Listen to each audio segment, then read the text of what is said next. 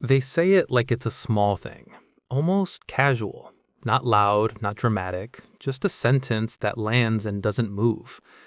We need to talk. And then they keep doing what they were doing. They rinse a mug, they close a laptop, they look at their phone like nothing just happened. They don't add a time, they don't add a reason, they don't soften it. They just let it sit there. Your body reacts before your mind finishes the sentence.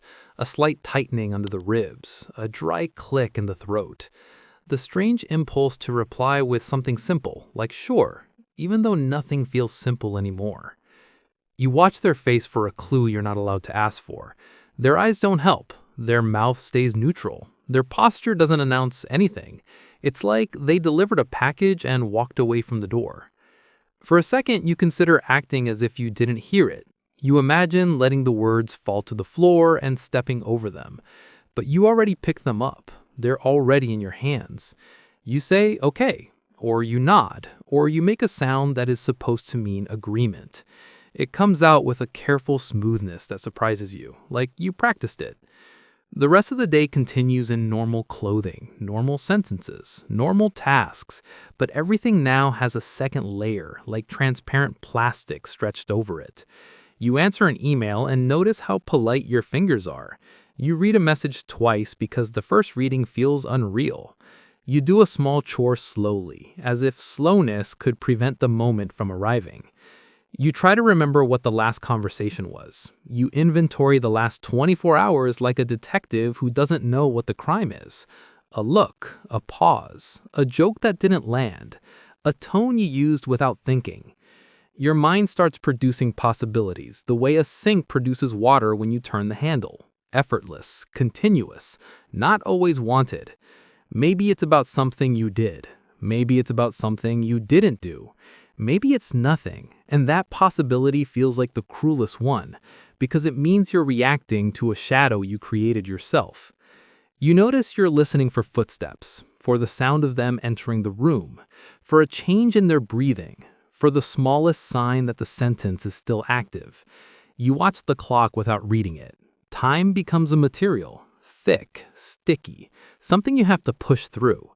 You consider asking, now? But the word now feels too direct, like tugging a curtain in a room that isn't yours.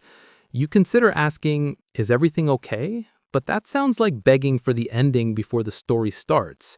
So you do nothing, and doing nothing becomes its own action, deliberate and exhausting. You keep speaking, but you hear your own voice from a distance. Every sentence you say is tested for usefulness. Every laugh is tested for accuracy. You start editing yourself mid-breath. You make a joke and immediately check their face to see if you were allowed. You ask a practical question and wonder if it sounds defensive. You say thanks and wonder if you're trying to purchase goodwill. Even the spaces between words feel supervised.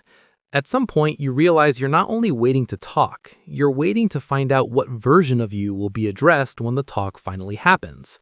Is it the careless version, the selfish version, the version that didn't notice something obvious, the version they've been quietly collecting evidence against?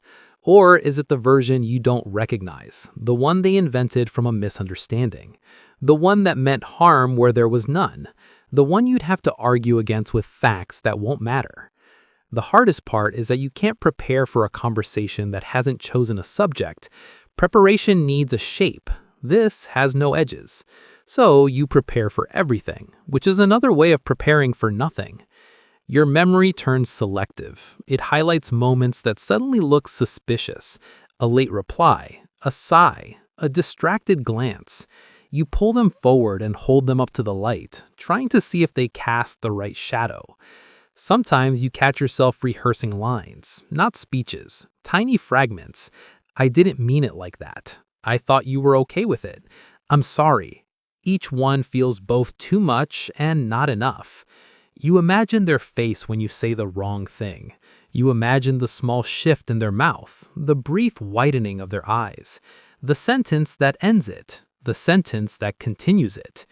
You start noticing how your body occupies space around them. You step slightly aside in doorways. You let them choose the seat. You offer small courtesies like shields. Even kindness becomes suspicious. Is this kindness or is this panic wearing kindness? At some point, the waiting becomes louder than the sentence. You can feel it in your shoulders, in the way you hold your phone, in the way you drink water too carefully. And then, oddly, there are moments when you forget. 10 seconds of genuine focus, a normal thought about dinner, a real laugh at something unrelated.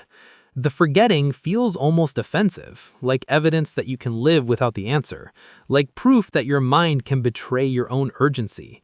Then it snaps back, the sentence returns, the plastic layer returns. You're back inside the same room, except the room is your head. Sometimes you consider that the talk might be gentle, that it might be simple, that it might even be about something neutral, like scheduling. This thought brings relief for half a heartbeat, then embarrassment for hoping, because hoping is also a kind of story you write without permission. You begin to notice how often people plant sentences like this, how often they release a phrase and let someone else carry it. It's a kind of power, even if unintentional. It turns the rest of the day into a hallway. You're walking down that hallway, still doing tasks, still answering questions, still appearing intact, while one door ahead remains closed and somehow louder than everything else. Eventually, there is a moment, maybe hours later, maybe at night, when they finally stop. They look at you the way you've been looking at them all day. Their face becomes slightly more real. And you feel your body try to arrive before your mind does. You feel the urge to speak first, to control the first sentence, to offer an explanation that hasn't been requested. But you also feel another impulse, to let the first sentence be theirs, even if it hurts, even if it's unfair, even if it makes your stomach drop. Because you're tired of the hallway, tired of the second layer, tired of carrying a sentence that isn't yours. They take a breath. You notice it. You notice everything. And right there, before they say what they came to say, you realize something small and unsettling. The talk has already been happening. All day. In your posture, in your tone, in your carefulness, in your silence, in the version of you that formed in response to a sentence. Now it's just becoming audible.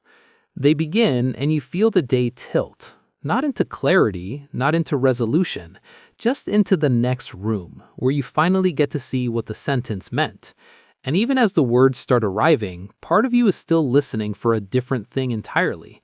Not what they say, but what it makes you become while you hear it. You're not only hearing them, you're tracking your own pulse, your own face, your own urge to defend or disappear.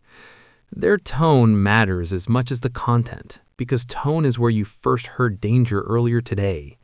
You realize you've been living inside interpretation, not facts, and interpretation can feel like a solid wall.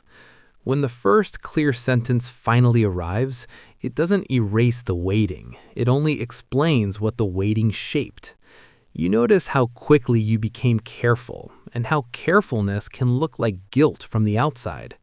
You remember the plastic layer over the day, and how it made every ordinary action feel supervised.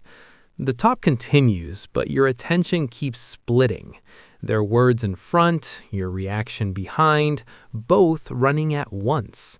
You're tired of carrying a sentence that wasn't yours, tired of letting it steer your posture for hours. And still, even now, you're listening not only for meaning, but for whether you'll be treated as real or as a story. The day doesn't resolve into a clean lesson. It just shifts into a new shape you'll notice later, in your next hesitation. You carry the quiet awareness that the sentence didn't just predict a talk, it temporarily rewrote who you were all day.